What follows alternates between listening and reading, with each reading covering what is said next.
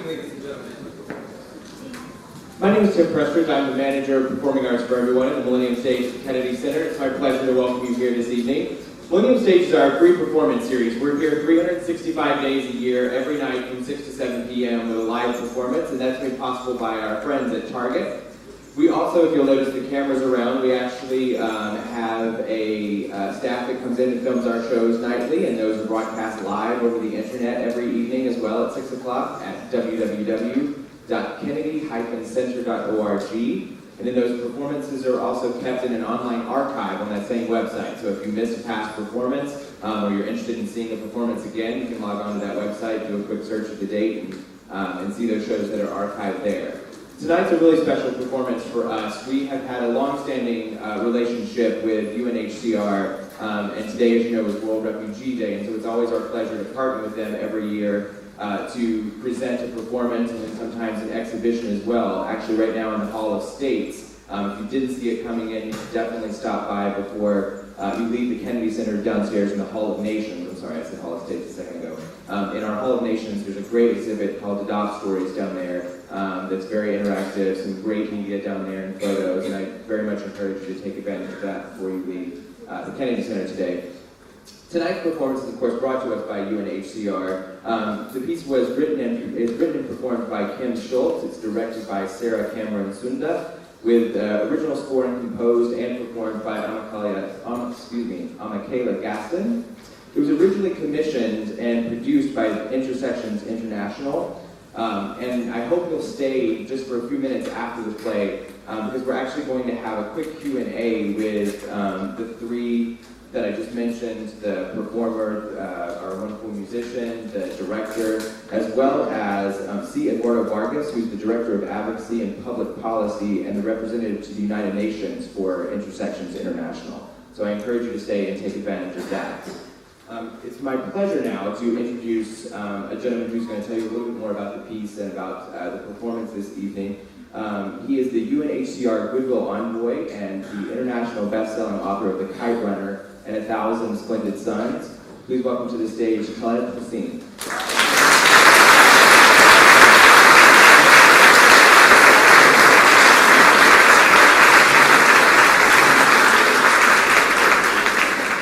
Thank you very much. It's my pleasure to be here tonight to introduce this play, No Place Like Home. I can't think actually of a better day to view this performance than World Refugee Day, a day on which we pledge our resolve to raise awareness about the plight of refugees around the world and the millions of refugees whose voice otherwise would not be heard.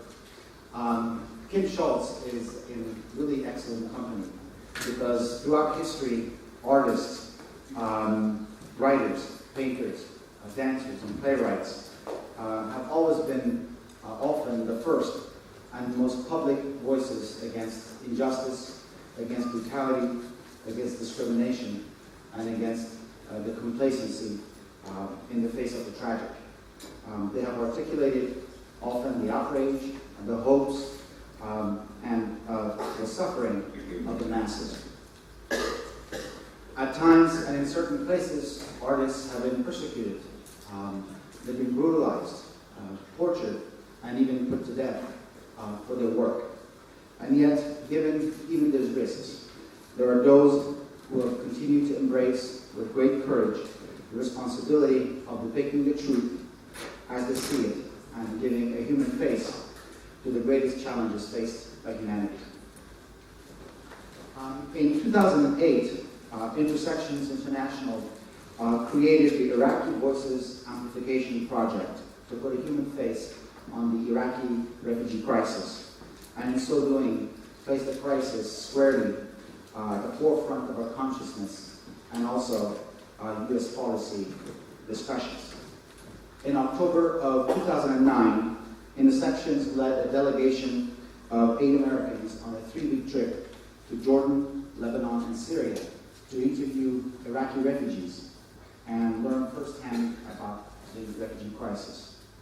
This delegation consisted of artists from 7 different disciplines: a photographer, a writer, musician, choreographer, videographer, marketing expert, and of course the playwright and actress Kim Schultz. Ms. Schultz wrote No Place Called Home upon her return to the United States to share the transformational experience that she had on that journey and the life-changing love that she found in the most unexpected of places, and to humanize a global crisis about which too many of us were unaware. The work you're about to see tonight, I think, is a shining example of the ability of art to break gaps, to unite, and to turn personal and intimate that which is distant and alien.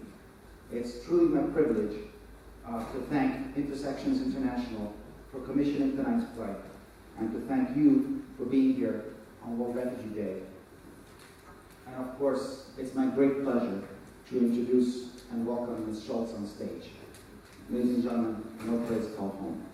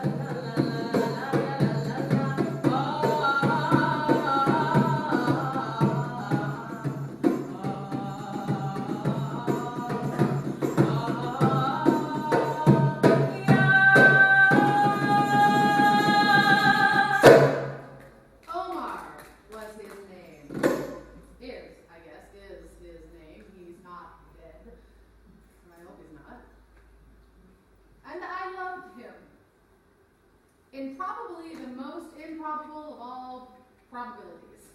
He is an Iraqi refugee.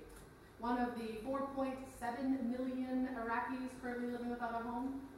And I am an American. One of the 300 million, more or less, responsible for that. Yep. I fell in love with an Iraqi refugee.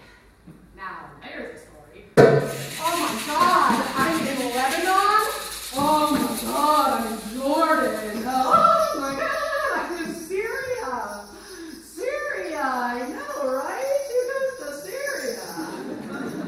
But here we are, 3 weeks of meeting with Iraqi refugees and hearing their story. 3 weeks of terror and torture and tea. 3 weeks of killings and chaos and kidnapping. 3 weeks of shawarmas and shukrans and oh shits. 3 weeks of listening to stories that never should have had been told, stories that I'm not even sure I'm qualified to hear. 3 days before heading back to the U.S., 3 minutes into this social hour to meet displaced Iraqi artists, I make eyes with Omar.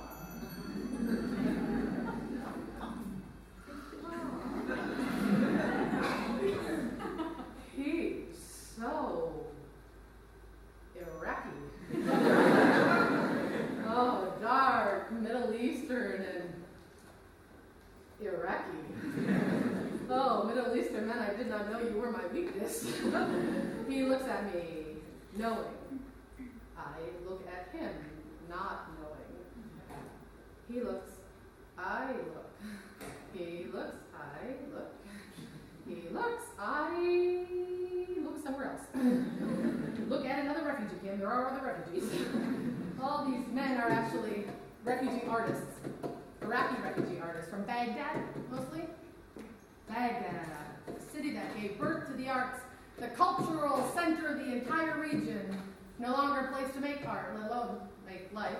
So here they are in Damascus trying to make art and make life, and here I am in Damascus trying to make eyes with mighty smiles. I'm drinking my first glass of wine in 3 weeks, thank you, Jesus. And I wonder if he thinks that I'm a heathen, alcohol-drinking, hair-showing Western slut. Apparently not. First opportunity, we move to each other like magnets, like pita to hummus.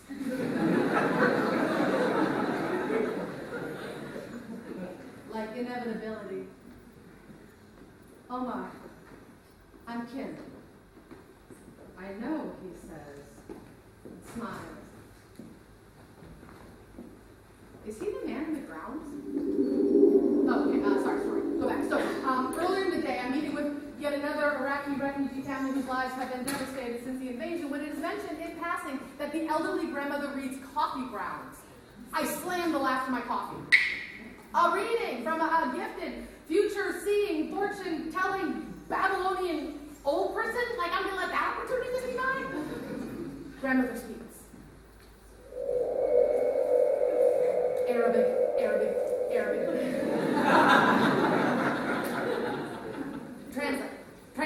Translate. There is a male member of my family sick. Oh, my grandfather was just in the hospital for pneumonia. Arabic. Translate. I will come into money. Sweet. Arabic. Translate. I will meet a man soon, very soon, who will ask for my hand in marriage, maybe even in Damascus soon. What? Whoa. So you see, it was destined to happen. It was in the ground. I'm in his studio/apartment for the sole purpose of looking at his art. Sole purpose. Oh, his paintings are beautiful. Bright, colorful, aching. All Baghdad, he says. He can't stop painting. Baghdad, he stands close. Very close. We flirt, I think. I don't know. Does flirting translate? I mean, I'm way out of my element here. Maybe this is just more Middle Eastern hospitality. They're very hospitable, these Iraqis. He asked me if I'm hungry. Oh, a little, I say. I'm famished. Haven't eaten since that hummus and hard-boiled egg hotel called breakfast. And like that, he is off to the kitchen.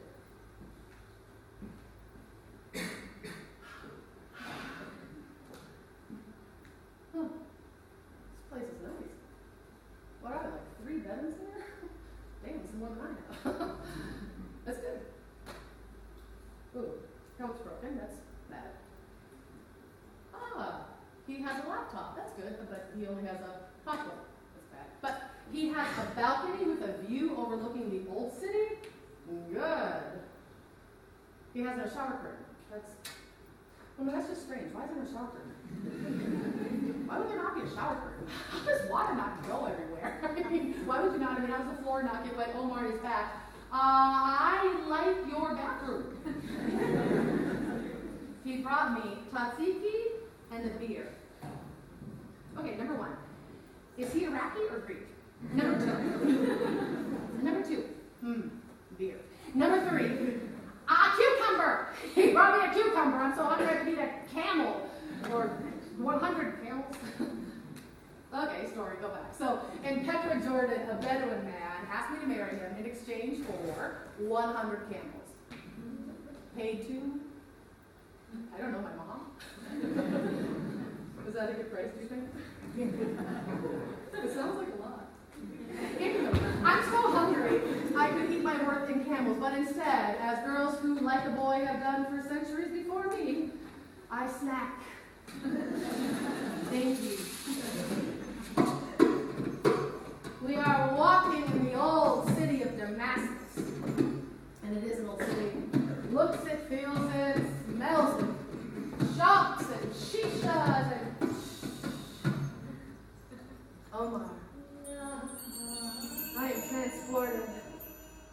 We walk boldly, hand in hand, Puritans be damned, or in this case, Islam fundamentalists. Is that not the one in the ground? Several Syrian men approach and he drops my hand. The men pass and he picks it up again. It's not just that we're an unmarried man and woman, he says, it's that he's Iraqi and I'm American. Really? Huh. Shit.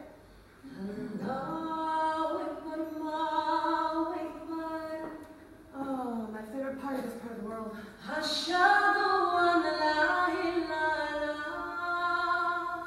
Time to pray.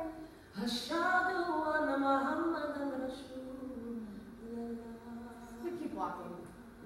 He's secular. We're back on his balcony now at his apartment. Yes, on his balcony, good. Overlooking the twinkling blue lights of Damascus below. They look like stars. Nejum, he says. Nejum? Nejum. Stars. Perfect. Lee, lost in both the blue lights and his brown eyes, I listen to his broken English. He travels back and forth to Baghdad regularly, sends money home he can, considers himself more Western than Arab, watches American movies every night, has a best friend named Allah, not God, Allah, but Allah. Calls home every time there are bombings in Baghdad to make sure everyone is still alive, and thinks that I am Jamila.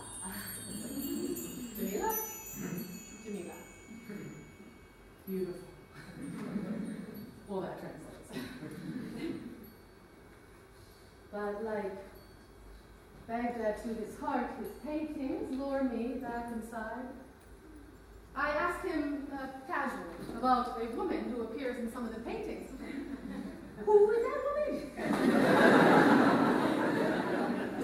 He says that he knew her in Baghdad and that he loved her.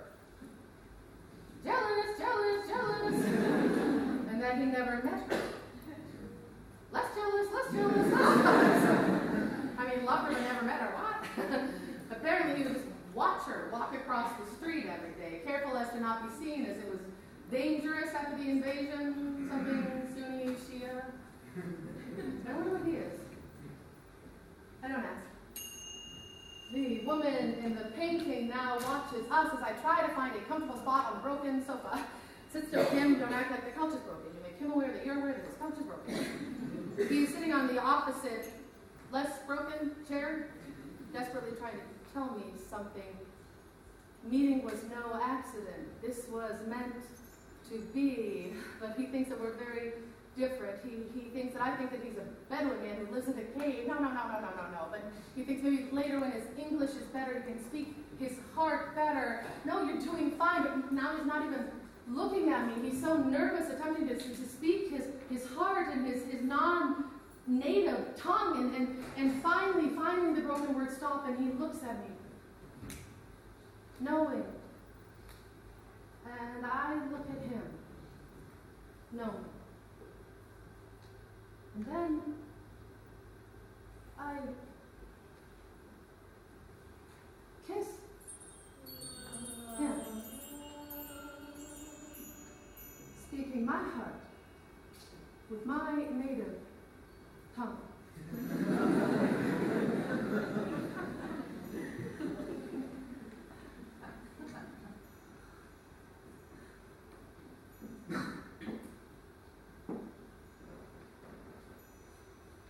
I kissed him because he could never kiss me first for so many reasons. I kissed him because I think he needed me to kiss him. No. I kissed him because I needed to. I needed to feel love. I needed to feel human. I kissed him not because he was Iraqi or I was American, or I don't know, maybe because he was Iraqi and I was American. I kissed him because I had to do something.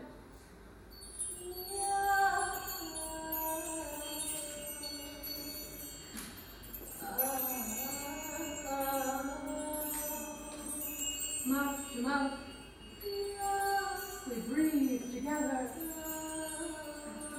And Omar kisses me back.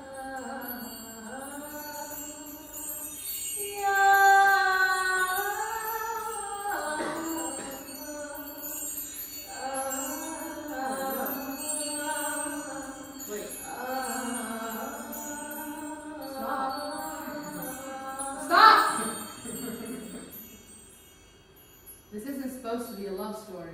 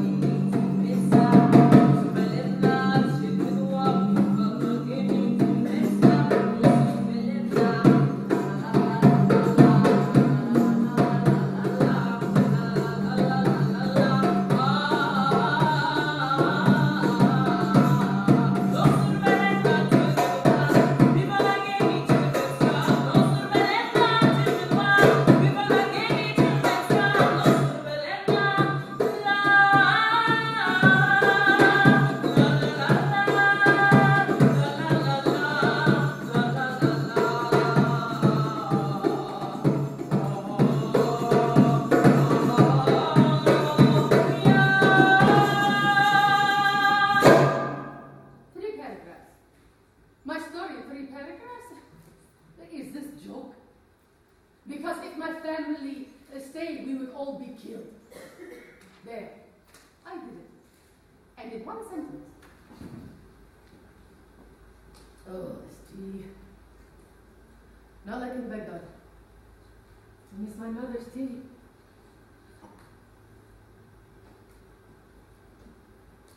Three paragraphs. My story, how do I know to tell that? I am afraid to tell my story.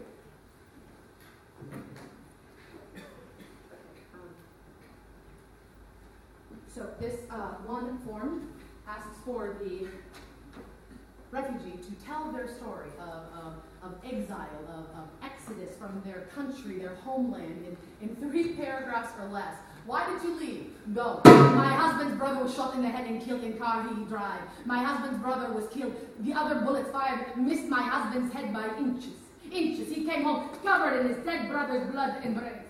My husband is in very big danger in Iraq, my whole family. Because of this, my son, who is 6, does not talk. I have only one son and now he does not speak. Is that a good place to start?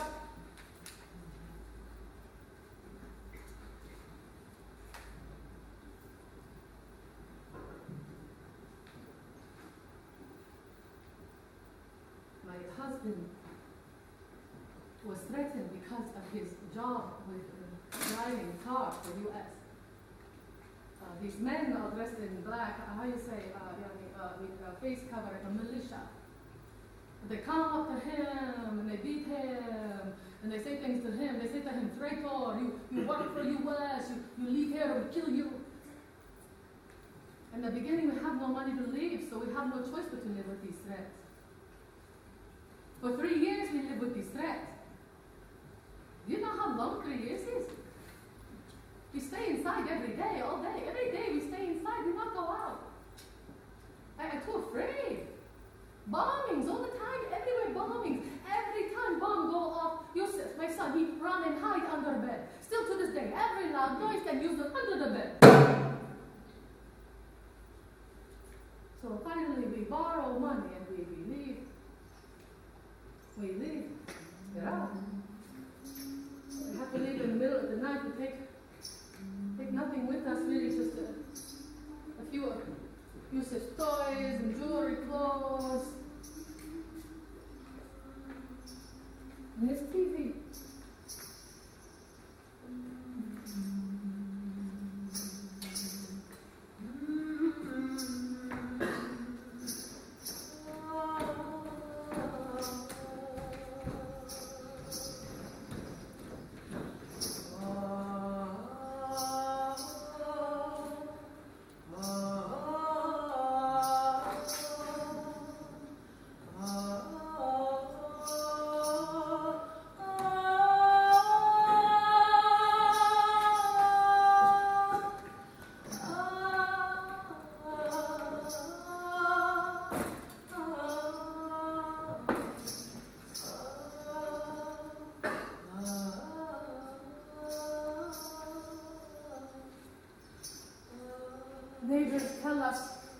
militia live there now.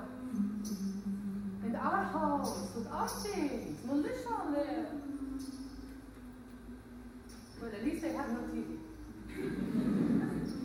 My husband has a job now, and he works, he sweep floor at the flower shop at night.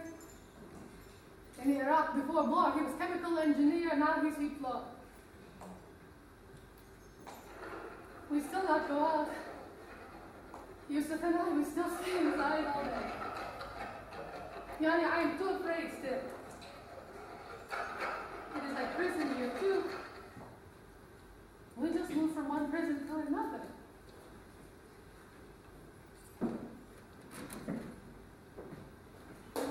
So,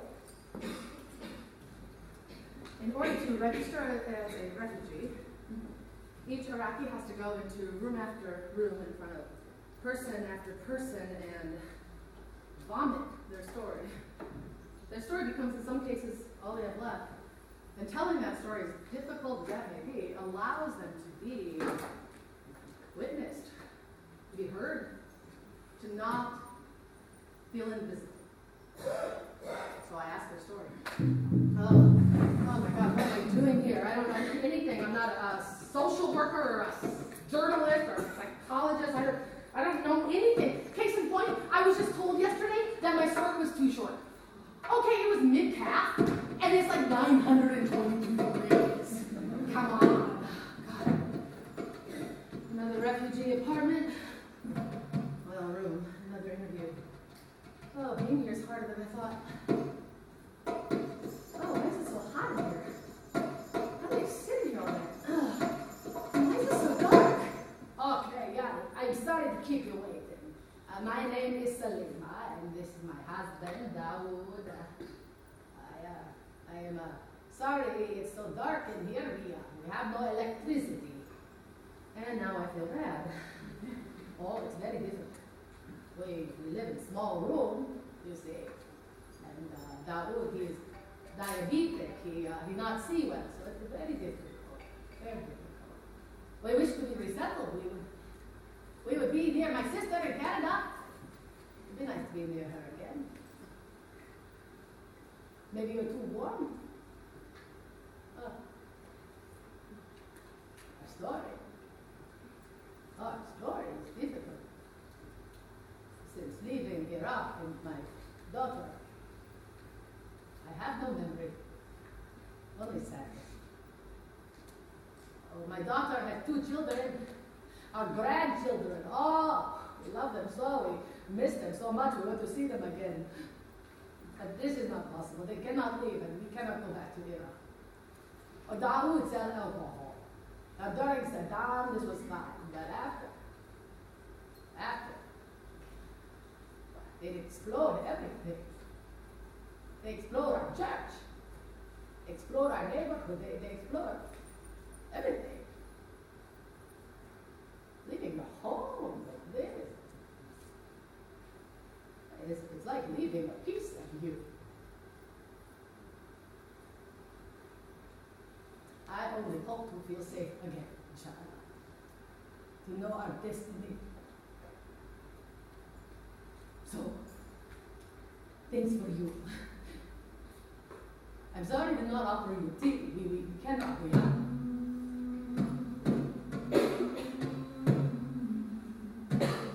But please know, in our hearts, you are now family.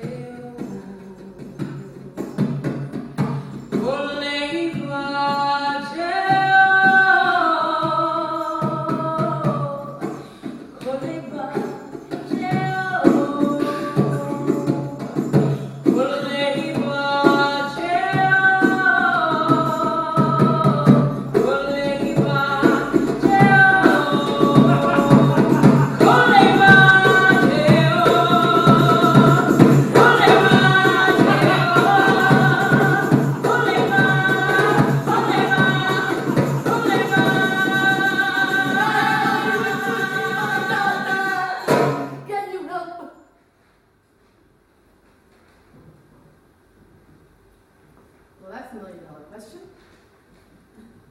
Can you help? Can you save us? Well, I don't know, can I? There are almost 5 million more stories just like that one, each one worse than the next. You know that I heard about a couple who woke up in their home in Baghdad with this horrifically loud noise to find a rocket in their bed. Yeah, a rocket. Oh, it hadn't detonated yet. It somehow crashed through the walls, gliding right between them, both of them fine. A rocket. A rocket. A rocket. No, for real. A rocket. What can you do?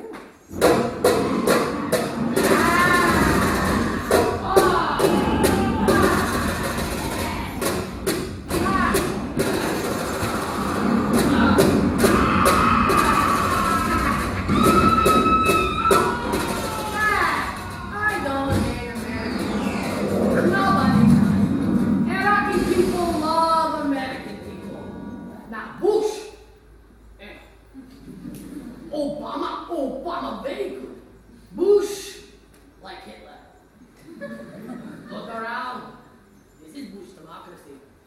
Please, before you leave Iraq, find suitable president, one who is secular and who drinks alcohol. Any religion will do. You like your tea? Ah, we Iraqi make good tea, no? Oh, back in Baghdad I offer you much more. Oh, very well off in Baghdad. We make you delicious mezgul, anything. We have much money in Baghdad. We eat, we drink, we laugh, we dance. Oh, yes. I teach you Iraqi dance. Oh, you're right. Oh, very Iraqi. You're like, there we go. Kick, at the shoulder, that's it, at the shoulder, that's it. Oh, very Iraqi. Now things are different, Yanni. Okay, we're going to need a little bit of Arabic to get us through, I think. So this is what I know so far. Yanni. Yanni is a filler word. It's kind of like so or It's sprinkled through everything. Yanni, yanni, yanni, yanni, yanni, yanni, yanni. Not to be confused with the singer. Let's see, what else? Yes is na'am. Go ahead and try it. Na'am. And no is la. Good, let's see what else. Oh, most important word you can know when speaking to Iraqis. Shukran. Shukran means thank you. You will need to know shukran. Iraqi people are the most generous people around. For example, nothing gets discussed or done before tea and coffee are offered. And by offered, I mean served. You are under obligation to take the tea or the coffee. To say no is a slap in the face to a centuries-old tradition. Even if it's your 9th cup of tea that day, you take the damn tea. Shukran! You know, I find the Iraqi people to be the most hospitable people around, and yet they can find no country to even remotely welcome them. More tea? Shukran. Looking backwards. I did it, Saddam. I mean, he was a terrible dictator, and we all hated him. But it was better than this. We knew how to live under him. And things changed. Suddenly, religion became important. Before this, my neighbor is Christian, I am Muslim, so what? Then things changed. My wife never wore the hijab, and then she had to, or she'd be killed. My neighbor, Boris, his 10-year-old son, was taken, kidnapped, held for ransom, and then killed anyway. It does not matter your religion. There's someone to kill everybody in Iraq. This is what democracy is. I worked 30 years. A good life. Now that I might. Well, did I not tell you my children? My wife. My wife, she just had how you say? Triplets. My wife just had triplets. Triplets! At my age, triplets! And now my children, they don't even have Iraqi citizenship. They can't even get Jordanian citizenship. What do I give them? Sometimes I wonder. You had educated people in Iraq and they all leave, and now you leave Iraq to the uneducated and the ignorant.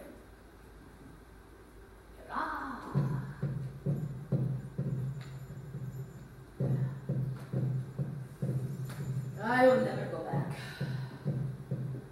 given up hope that things there will change. So here we are. We sit here every day. We sit here thinking, waiting, we wait every day for change. Americans will bring the change. Inshallah. Inshallah.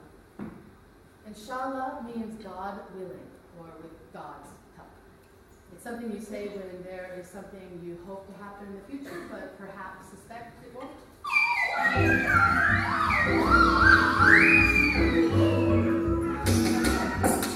Every house has a television. It's weird, right? Refugee television.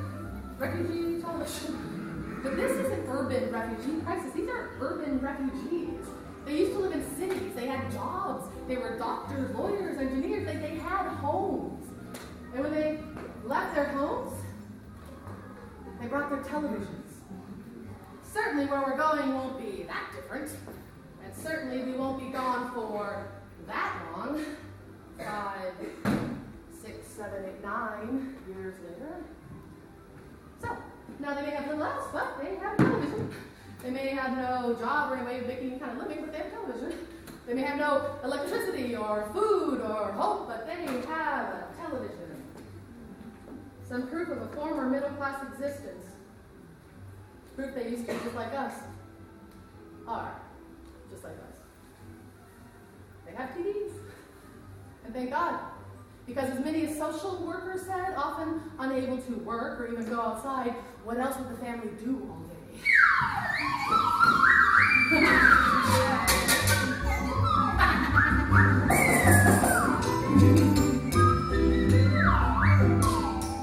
Why does everyone need to know our story?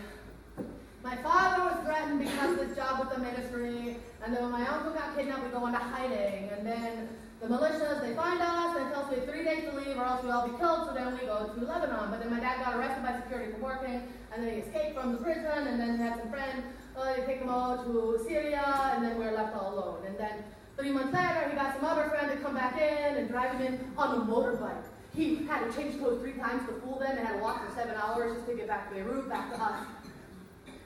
Boring. I love this show. Me? I iron clothes. I don't go to school anymore. I'm the only one who can make money for my family now. I'm 13. It's okay.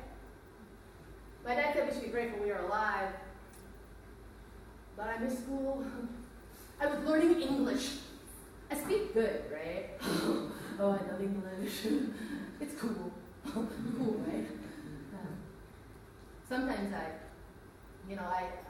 don't even have time to read when I get home because I'm so tired. I'm just like every other kid, you know. I want the same things.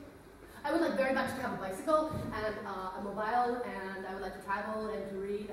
I sometimes, other kids from outside of here, they have families that do that for them, and I want the same thing for me too. Sometimes I wish I'm not even Iraqi so that I can have the things other kids have. Don't tell my dad I said that, okay?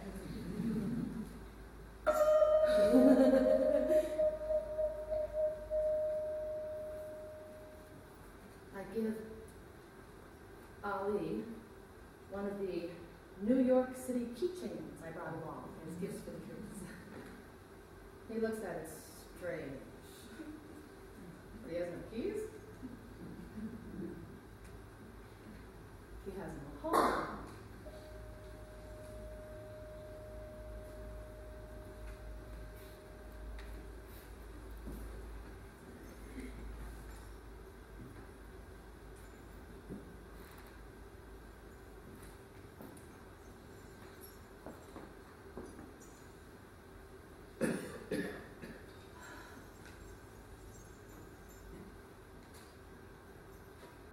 Okay, Arabic pop quiz. Let's see what you know.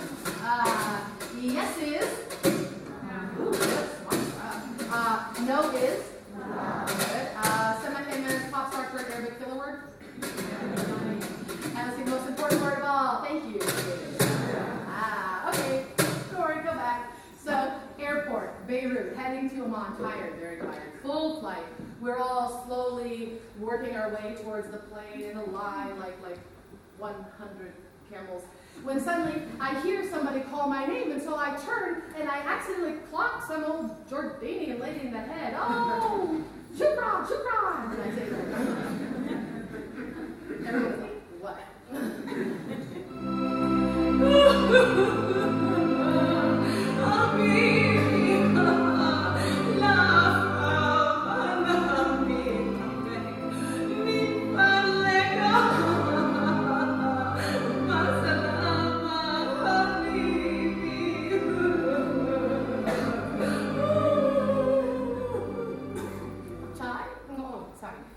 Tea?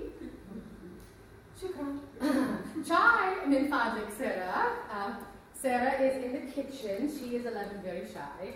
And Ahmed is here. He is 8. He's very happy. He just got A+ today for report. A kitchen something? Shukran. Ahmed, you want to show your report?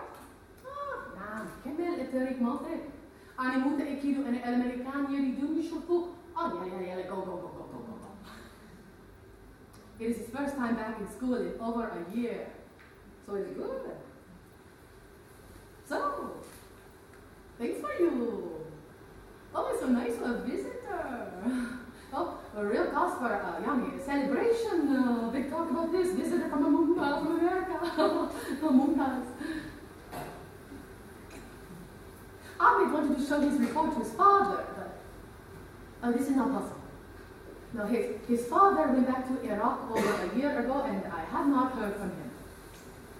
I've lost my husband, it seems. See, he was hit by car bomb in Basra, and half his face was paralyzed.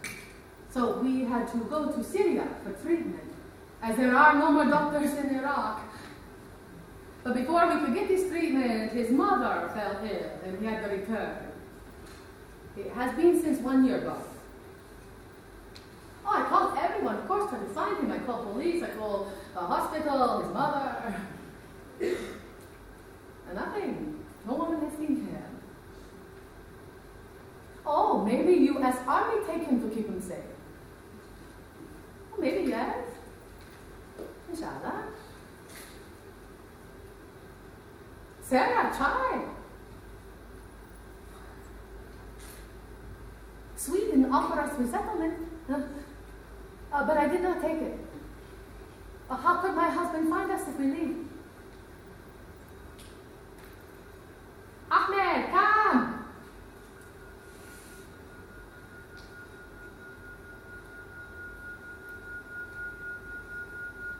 I tell lies to my children. I pretend to be on the phone with their father sometimes. I have imaginary conversation with nobody on the other side, so they do not worry. And so they will behave. My children seem to not behave with their father gone.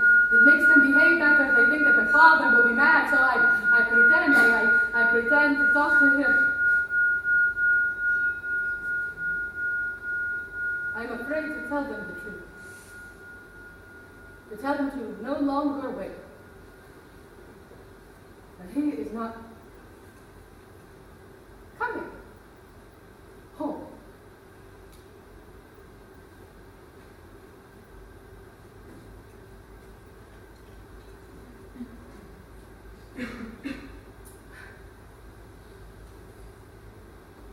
Sarah. Ahmed.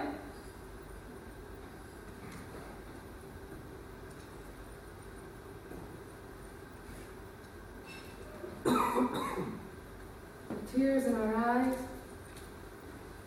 unable to say or do anything else, we simply touch our hands to our hearts and say, Shukran. Shukran. What else do you say? I'm sorry? I'm sorry. I'm so alone here in Jordan. My whole family is in the U.S., in a place called Iowa. But U.S. doesn't take me. They say a 23-year-old male and you apply on my own, but they don't understand how work here, how family goes to our family, we stay together. I'm sorry. I'm so alone here. I know no one. I wait every day. I wait for news, and then last week UNHCR they deny me. Why? They say I cannot go to America because I have bad ankle. Is this America? I cannot go because of ankle. What kind of America is this? Tell me. Both my brothers were killed during the invasion. One brother was in his house making supper when the U.S. bombed it. Accident, they say. The other brother was shot in the head in the street by U.S. Army. Also accident, they say. U.S. sent apology letter. Well, for bombed house, though, not for brother shot in head. You wish to see the letter?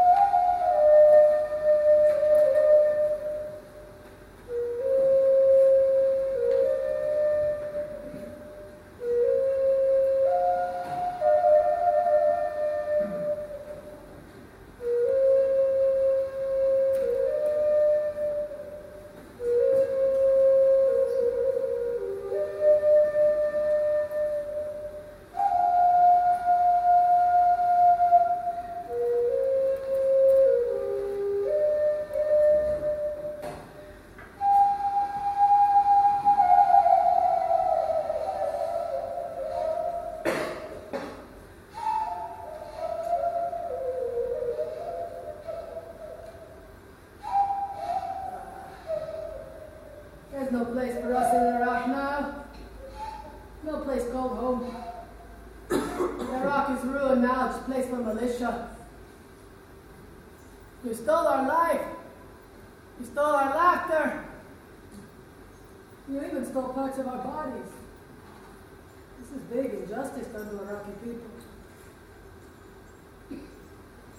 I knew a man once who had one leg tied to a tree, and the other leg tied to the wheel of a car. The car kept moving forward and backward and forward and backward and forward and backward and forward until that man was torn in two. That man was my friend. There are things you can't imagine. America, nobody asked you to come, but you came. You said you were going to save us, so why do you not? Freedom. Freedom is like a helicopter. It can lift you up and take you away, and if you stand too tall, chop off your head. I'm a poet. I write poetry. Yeah, I have them with me. I always carry them because since the kidnapping, my brain, my memory is not. It's a love poem. Yeah, I still believe in love.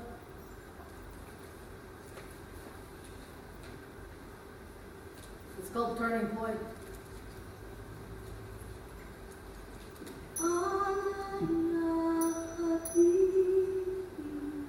You were a turning point when you turned me into someone who could love.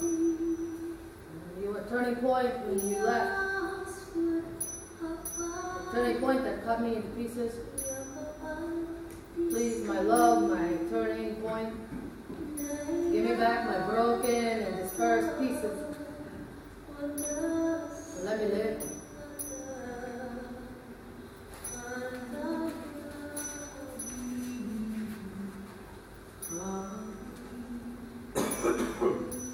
Mohammed, oh Mohammed,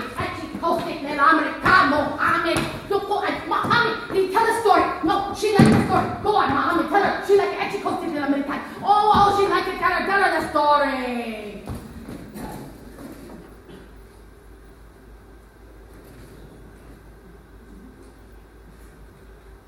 Al-Kosa, Dij, with the Jaj. El the Jaj Matet, Obadim Kia Matet. It's about a chicken and a cock. And the chicken lost his mother and died. Do you have another story? Al-Kosa on a Huayn, I sheen a Mazra, Abu Home maintain El-Kabir, Rabba El-Sahir, Obez El-Kabir, and Gorpuma. Wash El-Sahir, Wakib. This one is about two brothers who live on a farm, and the oldest one takes care of the youngest one until he gets shot and dies. And the youngest one is left all alone. Shukran. I'm holding hands with Shukran. Oh, don't be confused, it's her name. Her parents were so grateful after this girl's difficult birth that they named this beautiful young lady Shukran. Thank you. And Shukran won't let go of my hand. What's wrong with me? Hand. I'm forgetting what I know. Hand. I'm losing my memory. No memory on the sadness. Hand. She's holding my hand so tightly, looking up at me. What would she think of me? This American. What's my story? Her father was a famous painter and boxer in Baghdad. Strangely unconnected skills. But he was very well known, I guess. Now he no longer paints. Now he just hides. She paints them. She paints. She shows me one of her paintings.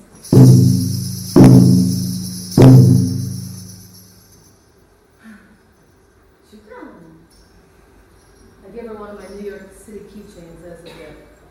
Ridiculous.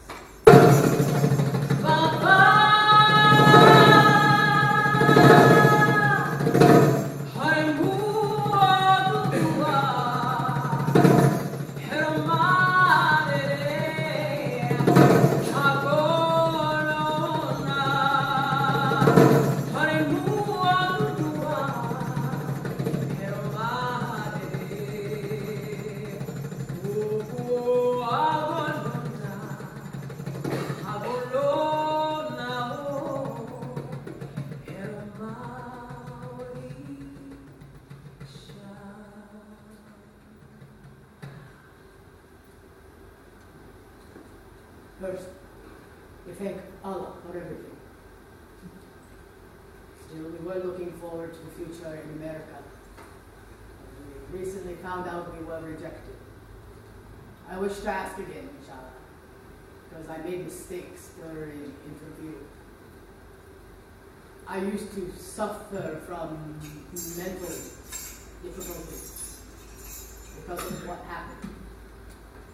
It all came back to me during the interview. As black Iraqi, it is difficult here in Jordan. It is hard enough being Iraqi, worse being black Iraqi. People think we are Sudanian. They do not accept us. One day last week, I find a stick in our room, a long metal stick. This is strange. So I go to my eldest son, Muhassin, he is 14, and I ask him about this stick. He said he planned to use it as defense against some of the meaner children. To protect myself, father, he said.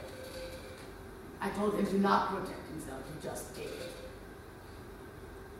You can imagine how hard this is for me to tell my son. But this is our life.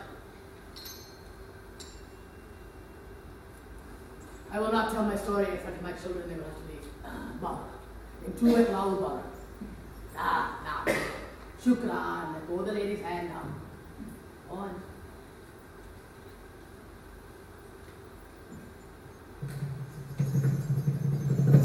I used to be a hero. Back in Iraq, I was part of a famous artist family, oh, very famous. There was singer, there was writer, dancer, even hairstylist. I was the famous painter. Oh, we're very happy. Very happy. Things did not stay this way, though, of course. After the fall of Saddam, lines were drawn, and everyone makes a group amongst themselves. You have no choice but to choose. You are either for me or against me. In the beginning, there was threatening letters left in mailbox, thrown in with rocking window, bullets left on step, gunshots fired in the home, but you never know who your enemy was. Is it your neighbor or is he still your friend? And one day, I am in my yard when two strangers walk up to my neighbor's house. They push inside and they drag my neighbor out. I do not know what to do. So I hide. And I do nothing.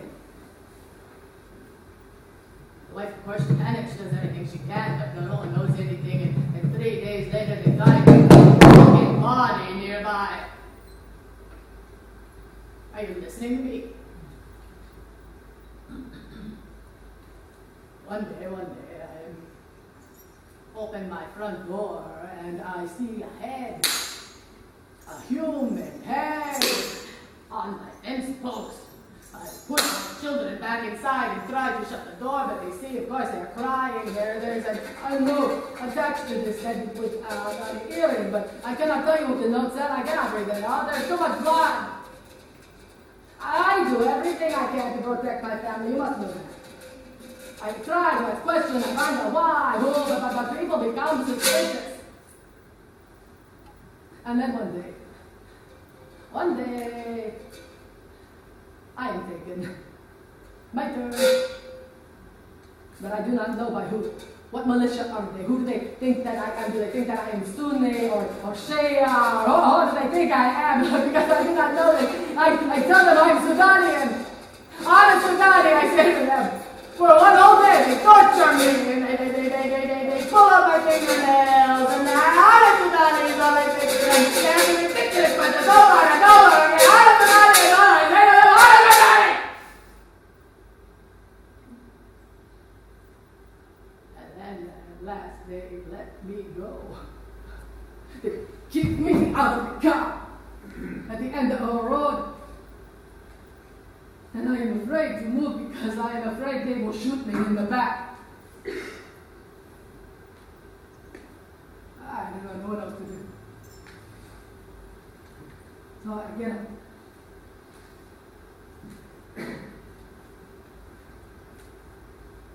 And I walk.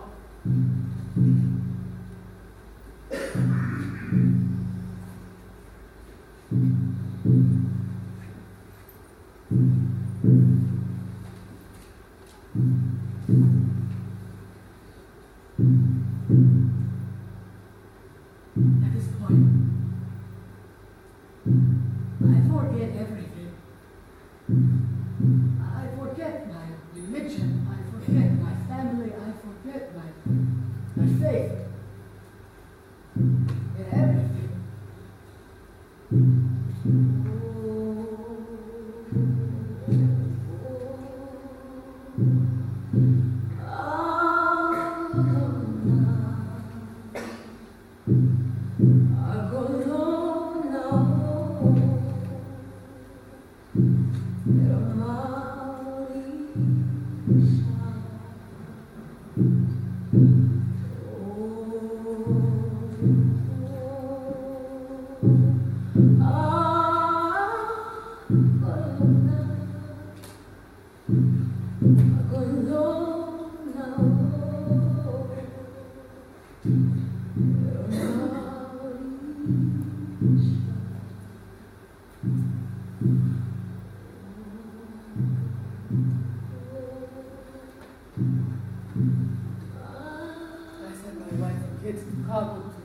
Live with my in-laws. And I go to south of Iraq where I'm told it is safer for Shia. I get job at metal factory making metal beams, metal sticks. None of us trust each other there. We're all worried the other will kill us, ready to defend ourselves with our lives. And then one day, I wake up to find my little house on fire. Someone is trying to kill me here too, of course. I try to put out the flame, but I think a neighbor will come and help me. No one does. The flame and the smoke start to get worse. I do not leave. The roof starts to fall on me, and I do not leave. I say to myself that if no one will come in here and save me, I will not leave. I will die in here. And then I hear a neighbor call my name. And do as neighbors should do. And put out fire. This day, I go to my family in Kabul. But they want us to leave, of course. But I'm scared. I know I will never come back. And leaving my beloved country. The one look in my children's eyes.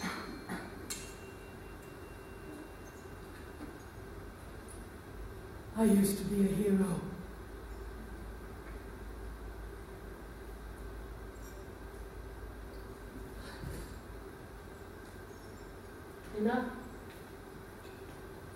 Enough, no more stories.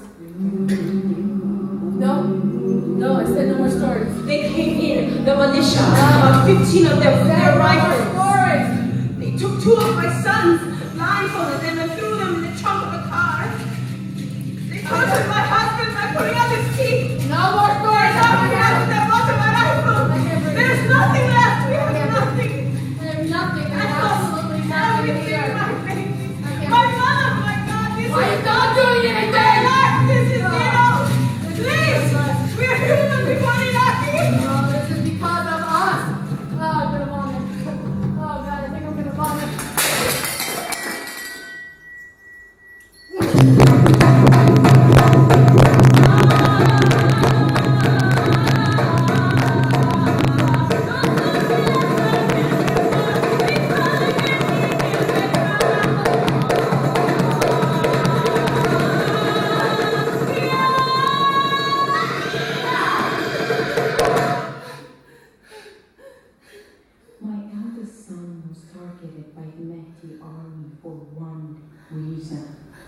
Because his name was Omar, a very sunny name. Omar. The militia were kidnapping and killing all of them as a precaution. Any man with that name is in danger in Iraq. Omar. My son's wife was caught working illegally here in Syria and was deported back to Iraq. She was Sabian, and within a week of returning, she was also killed. Her name was Najum. It means Stars. Yes, It means stars.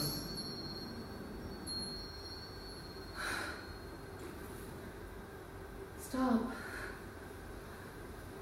Go back. It is a love story.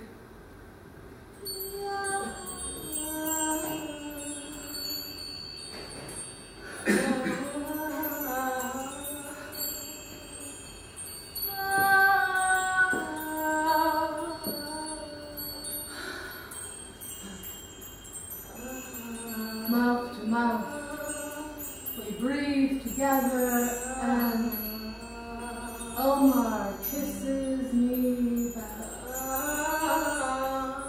And for a moment, very brief moment, all the other stories vanish. The only story that exists is the one we are writing. I am in the stars with you, he says to me. Miss you. We are the same.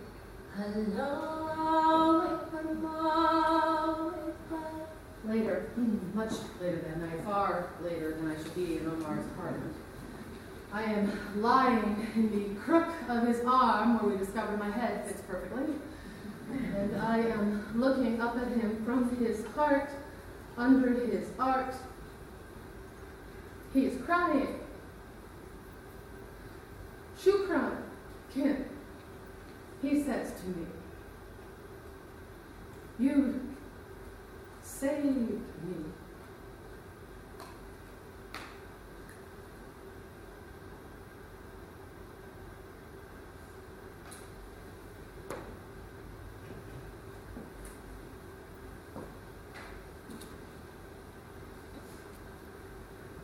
You know, in the whole time that we spent together, I never once asked Omar his story. Not once. I just spent 3 weeks asking every Iraqi I met their story. And by the time I met Omar, I was so full. I never asked why he left, what happened, who died. I didn't say, were you from because your name was Omar? Or did you work for the U.S.? Or did you find a severed head outside your door one day? I don't know any of these things. Because amidst everything, amidst the hand holding and the stargazing and the love making, he never told me his story.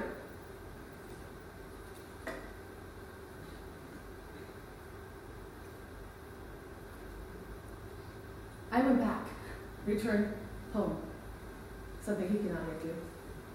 And after some initial contact, he sort of just disappeared.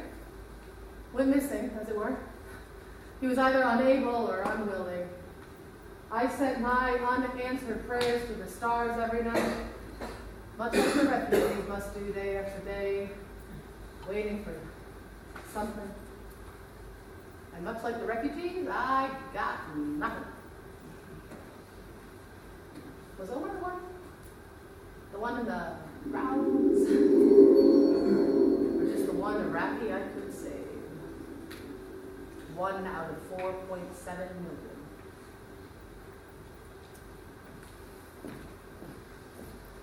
Well, how does it all end? Hard to say. Maybe this will be a turning point. We Iraqis only wish for peace, stability, to have had enough of the rivers of blood. We want to resettle in our country, in our homes, with our families. And if none of that is left, we want a new start, a new home. Please, we are proud people. We are waiting. Shukran. Shukran.